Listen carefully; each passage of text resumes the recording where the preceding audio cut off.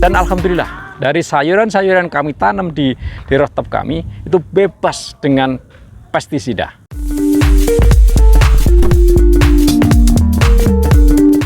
Di dalam rooftop itu adalah memanfaatkan rooftop dengan luasan itu adalah sesuai dengan bangunan yang ada. Jadi bangunan yang ada itu kita akan manfaatkan semaksimal mungkin, sebaik mungkin, sehingga bangunan yang ada di rumah kita itu tidak mubazir atau lahan tidur. Kalau kita mau berusaha dimanapun tempatnya, kita harus punya sasaran atau tujuan. Jadi yang diperhatikan untuk mengelola rooftop itu yang pertama kita harus punya tujuan. Apa tujuan kita? Jadi tujuan kita mau penanaman di rooftop itu apa?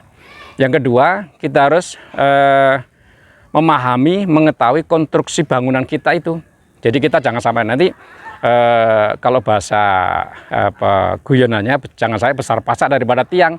Nanti kita nggak sesuai dengan kekuatan bangunan itu. Yang ketiga, kita harus punya akses atau jalan untuk menuju rooftop itu. Nah, itu yang ketiga. Yang nggak kalah penting adalah kita harus punya apa tujuan kita untuk menanam tanaman itu.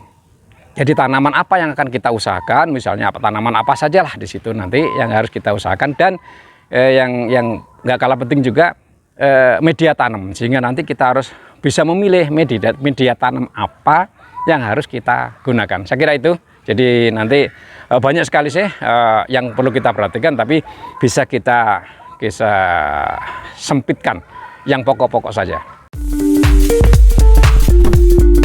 Untuk media tanam kita bisa memilih sesuai dengan tentunya kantong kita, gitu ya. Emang kalau yang baik karena di atas itu adalah beban, kita pakai semacam kayak hidroponik.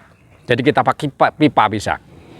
Jadi kita pakai pipa, kita buat hidroponik. Terus yang kedua, kita bisa pakai media tanam polybag dicampur dengan nanti ada media tanamnya, ada 3 macam.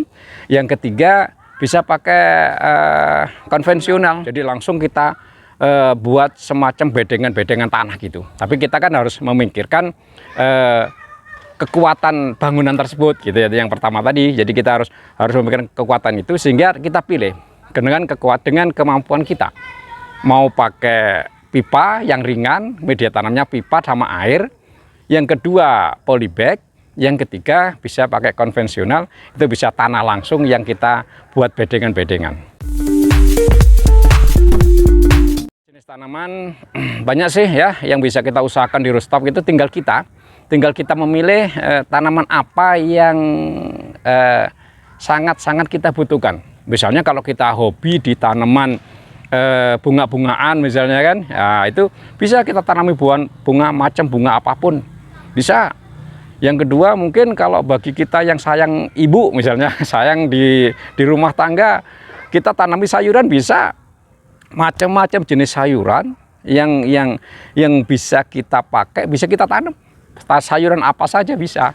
Nah, itu. Dan yang ketiga bisa kita jenis buah-buahan. Misalnya kita mau nanam anggur, mau nanam stroberi, mau nanam buah apa saja bisa. Termasuk tanaman palawija, misalnya kita mau nanam cabai, mau nanam apa saja. Jadi itu kita tinggal milih tanaman yang kita suka. Tentunya itu tadi supaya kita tidak lari dari tujuan kita tadi. Tanaman bisa kita pilih sesuai dengan apa yang kita inginkan.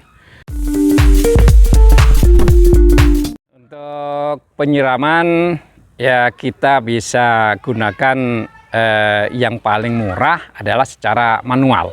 Jadi kita bisa menggunakan air ledeng yang kita kasih pompa untuk memberi kekuatan penyemburan, bisa kita semprotkan secara manual. Bisa pakai kalau bahasa petaninya itu cebor, jadi kita bisa nyebor secara manual sesuai dengan kebutuhan air di tanaman tersebut. Jadi kita nggak usah terlalu banyak, nggak usah terlalu sedikit, secukupnya. Yang penting media tanam tersebut menjadi lembab. Yang kedua, bisa sekarang secara kemajuan teknologi bisa digital. Sehingga kita nanti membuat misalnya pakai nozzle yang bisa kita setel dengan alarm atau dengan kelembapan bisa. Itu digital. Jadi sekarang ini untuk penyiraman kita insya Allah tidak terlalu sulit karena kita sekarang didukung dengan kecanggihan zaman ini, sehingga kalau kita tidak mau manual, kita nggak mau repot, ya kita harus bermodal pakai digital.